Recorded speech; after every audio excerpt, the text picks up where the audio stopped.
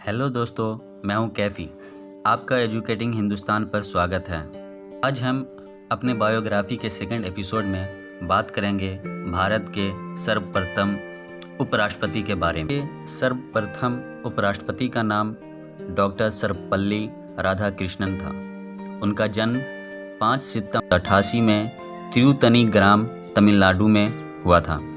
उनके पिताजी का नाम सर्वपल्ली वीरास्वामी और उनके माताजी का नाम सीताम्मा और उनकी पत्नी का नाम शिवा कमू। डॉक्टर राधाकृष्णन भारत के प्रथम उपराष्ट्रपति और देश के दूसरे राष्ट्रपति थे। मद्रास के प्रेसिडेंसी कॉलेज से अध्यापन का कार्य शुरू करने वाले राधाकृष्णन आगे चलकर मैसूर विश्वविद्यालय में प्रोफेसर हुए और फिर देश के कई विश्वविद्यालयों में शिक्षण कार्य किया। 1939 से लेकर 1948 तक वह बनारस हिंदू विश्वविद्यालय के कुलपति भी रहे। वे एक दर्शन शास्त्री, भारतीय संस्कृति के संवाहक और आस्थावान हिंदू विचारक थे। इस मशहूर शिक्षक के सम्मान में उनका जन्मदिन भारत में शिक्षक दिवस के रूप में मनाया जाता है। दोस्तों, अगर हम उनके आरंभिक जीवन के बारे में बात करें तो बचपन से ही किताबें पढ़ने के शौकीन राधाकृष्णन का जन्म तमिलनाडु के तिरुतनी गांव में 5 सितंबर 1888 को हुआ था। साधारण परिवार में जन्मे राधाकृष्णन का बचपन तिरुतनी एवं तिरुपति जैसे धार्मिक स्थलों पर बीता।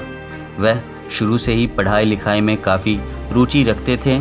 उनकी प्रारंभिक शिक्षा क्रिश्चियन मिशनरी संस्था लूथरन मिशन स्कूल में हुई और आगे की पढ़ाई मद्रास क्रिश्चियन कॉलेज में पूरी हुई। स्कूल के दिनों में ही डॉक्टर राधाकृष्णन ने बाइबल के महत्वपूर्ण अंश कंठस्थ कर लिए थे, जिसके लिए उन्हें विशिष्ट योग्यता का सम्मान दिया गया था। कम उम्र में ही आपने स्वामी विवेकानंद और वीर सावरकर को पढ़ा था। उनके विचारों को आत्मसात भी किया। आपने 1902 में मैट्रिक स्तर की परीक्षा प्रथम श्रेणी में उत्तीर्ण की और छात्रवृत्ति भी प्राप्त की। क्रिश्चियन कॉलेज मद्रास ने भी उनकी विशेष योग्यता के कारण छात्रवृत्ति प्रदान की। डॉक्टर राधाकृष्णन ने 1916 में दर्शन शास्त्र में एमए और मद्रास रेजिडेंसी कॉलेज में इसी विषय के सहायक प्राध्यापक का पद संभाला। डॉक्टर राधाकृष्णन के नाम में पहले सर्वपल्ली का संबोधन उन्हें विरासत में मिला था। राधाकृष्णन के पूर्वज सर्वपल्ली नामक गांव में रहते थे और 18वीं शताब्दी के मध्य में वे तिरुतनी गांव में बस गए। लेकिन उनके पूर्वज चाहते थे कि उनके नाम के साथ उनके जन्म स्थल के गांव का बोध भी सदैव रहना चाहिए। इसी कारण सभी परिजन अपने नाम के पूर्व सर्वपल्ली धारण करने लगे थे। राधाकृष्णन का बाल्यकाल तिरुतनी एवं तिरुपति जैसे धार्मिक स्थलों पर ही व्यतीत हुआ। उन्होंने प्रथम 8 वर्ष तिरुतनी में ही गुजारे।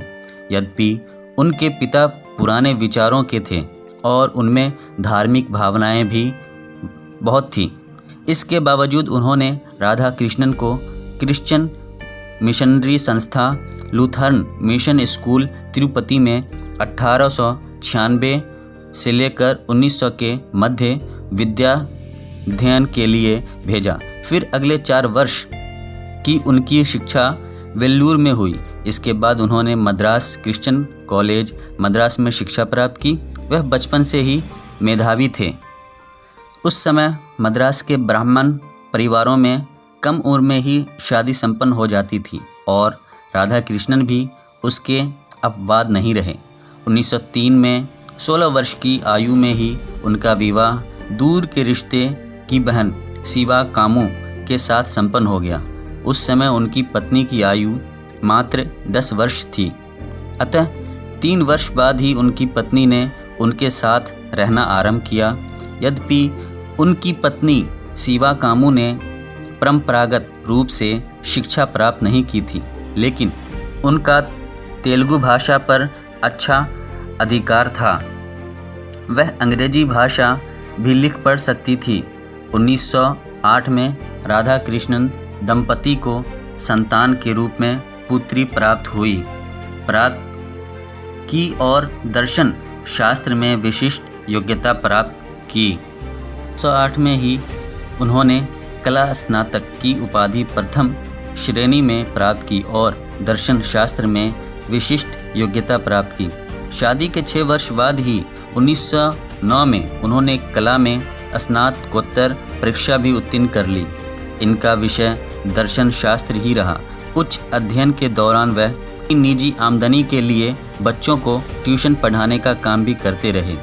राजनीतिक जीवन अगर हम पढ़ें तो भारत की आज़ादी के बाद यूनेस्को में उन्होंने देश का प्रतिनिधित्व किया। 1949 से लेकर 1952 तक राधा कृष्णन सोवियत संघ में भारत के राजदूत रहे।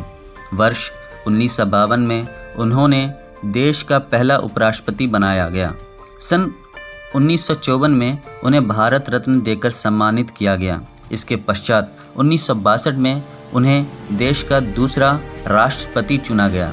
जब वे राष्ट्रपति पद पर आसीन थे उस वक्त भारत का चीन और पाकिस्तान से युद्ध भी हुआ। वे 1967 में राष्ट्रपति पद से सेवानिवृत्त हुए और मद्रास जाकर बस गए। सर्वपल्ली राधाकृष्णन को स्वतंत्रता के बाद संविधान निर्माती सभा का सदस्य बनाया गया था। शिक्षा और राजनीति में उत्कृष्ट योगदान देने के लिए राधाकृष्णन को वर्ष 1954 में भारत के सर्वोच्च सम्मान भारत रत्न से नवाजा गया। सर्वपल्ली राधाकृष्णन ने 1967 के गणतंत्र दिवस पर देश को संबोधित करते हुए उन्होंने यह स्पष्ट किया था कि वह अब किसी भी सत्र के लिए राष्ट्रपति नहीं बनना चाहेंगे और बतौर राष्ट्रपति ये उनका आखिरी भाषण था।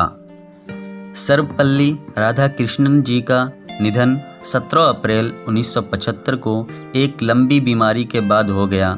राधाकृष्णन के मरणोपरांत उन्हें मार्च 1975 में अमेरिकी सरकार द्वारा टेम्पल्टन पुरस्कार से सम्मानित किया गया था।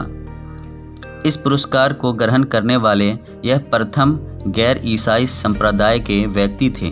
डॉक्टर राधाकृष्णन के पुत्र डॉक्टर एस गोपाल ने 1989 में उनकी जीवनी का प्रकाशन भी किया।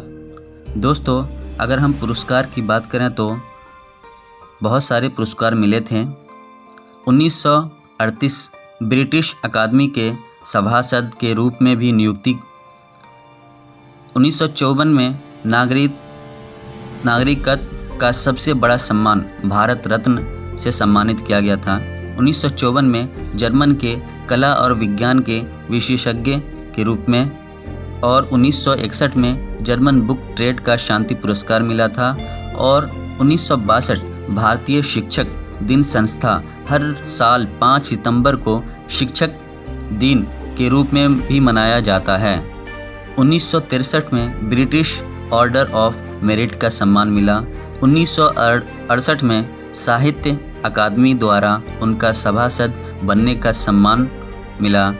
1975 में टेम्पल्टन पुरस्कार से सम्मानित मिला।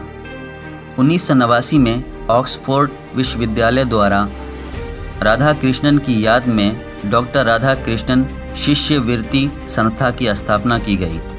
दोस्तों, अगर हम उनके पुस्तकों के बारे में बात करें तो उन्होंने पुस्तकें भी लिखी थी, द एथिक्स ऑफ वेदांत और the philosophy of Rabindranath Tagore और my search for truth, the reign of contemporary philosophy, religion and society, Indian philosophy, the essential of psychology.